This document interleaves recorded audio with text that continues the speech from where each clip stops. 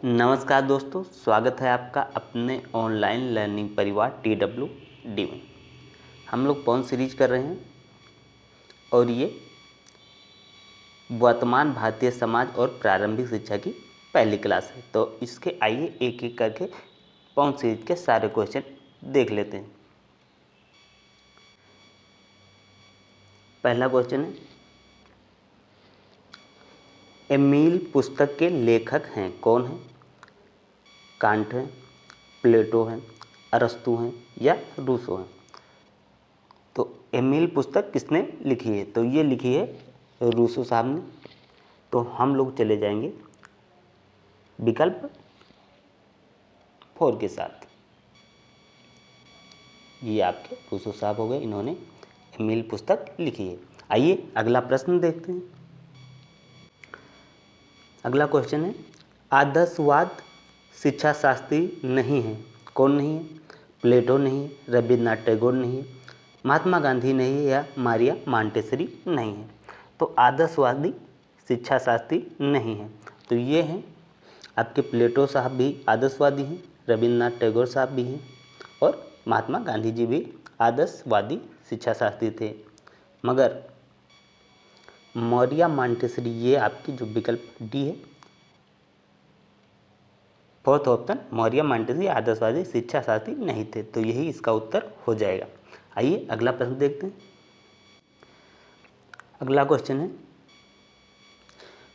शिक्षा विकास है एवं विकास करना तथा अभिवृद्धि करना ही जीवन है, ये कथन किसका है?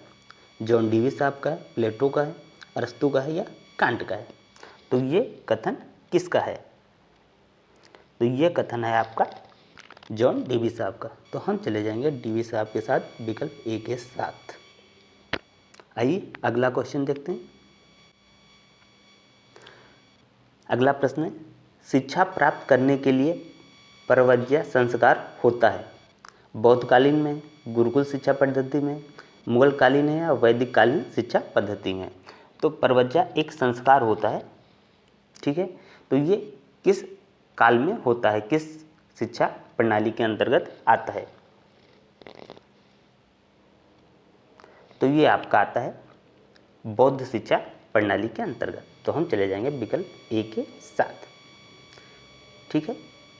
बौद्ध शिक्षा प्रणाली जब 6 से 12 वर्ष का बच्चा होता है तो उसको ये संस्कार कराया जाता है। इसमें क्या किया जाता है कि बच्चों का मुंडन कराया जाता है और उनको बौद्ध धर्म में जाने के लिए बुद्धम शरणम गच्छामि, धम्मम शरणम गच्छामि और संघम शरणम गच्छामि की इनको ये सब कंडीशन फॉलो कराई जाती है, ठीक है। तो आइए अगला क्वेश्चन देखते हैं। अगला प्रश्न है, वैदिक कालीन शिक्षा के पाठ्यक्रम में अपराध विद्या के अंतर्गत नहीं पढ़ाया जाता था, इतिहास नहीं पढ़ाया जाता, शिक्षा, भूगोल, नीति शास्त्र या अर्थशास्त्र, क्या नहीं पढ़ाया जाता था? तो ये आपका विकल्प हो जाएगा ऑप्शन सी। सो हम चले जाएंगे नीति शास्त्र के साथ, ठीक है। आइए अगला क्वेश्चन देखते हैं।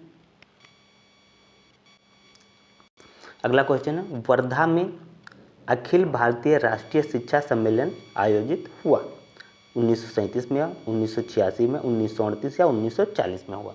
तो ये वर्धा में कब हुआ था? ये आपका हुआ था 1937 में। तो हम चले जाएंगे ऑप्शन ए के साथ, विकल्प ए करेक्ट हो जाएगा। नेक्स्ट क्वेश्चन करते हैं। अगला क्वेश्चन है, मुगल काल में उच्च शिक्षा के केंद्र क्या थे? मकतब, मदरसे, दरगाहे, खानकाहे, इनमें से कौन सा विकल्प सही हो जाएगा? तो मुगल काल में उच्च शिक्षा के केंद्र क्या था? तो उच्च शिक्षा का केंद्र इनका मदरसे थे। तो हम चले जाएंगे विकल्प बी के साथ, बी ऑप्शन बा के साथ हम चले जाएंगे, ठीक है। आइए अगला क्वेश्चन देखते हैं। अगला क्वेश्चन है, बाल देवो भव, ये शैक्षिक विचारधारा किसकी है? फ्रोबेल साहब की है, रूसो साहब की, गीजू भाई की है या जॉन डीवी साहब की है? तो ये जो विचारधारा है कि बालक देवता है, देवता के समान है, ऐसा कौन सी विचारधारा मानती है? तो ये विचारधारा है अपने गीजू भाई तो हम विकल्प सी के साथ चले जाएंगे 100 ऑप्शन के साथ। आइए अगला क्वेश्चन देखते हैं।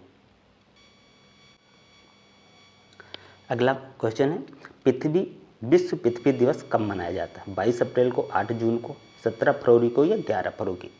तो ये कब मनाया जाता है? ये मनाया जाता है आपका 22 अप्रैल को। तो हम चले जाएंगे विकल्प ए के साथ।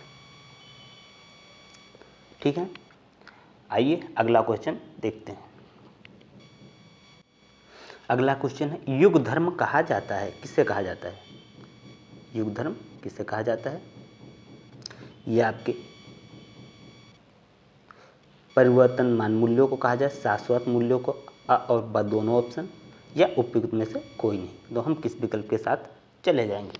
हम चले जाएंगे विकल्प ए के साथ, परिवर्तनमान मूल्यों, इसे युग धर्म कहा जाता है। ठीक है, तो ये रही आपकी महत्वपूर्ण इम्पोर्टेंट क्वेश्चन। इस क्लास में ये वीडियो आपको कैसी लगी? यदि अच्छी लगी हो तो इसे लाइक कीजिए, शेयर कीजिए और चैनल को सब्सक्राइब कर लें। बाकी अगली क्लास में आगे के क्वेश्चन किए जाएंगे। इस वीडियो में बस इतना ही। जय हिंद, जय भारत।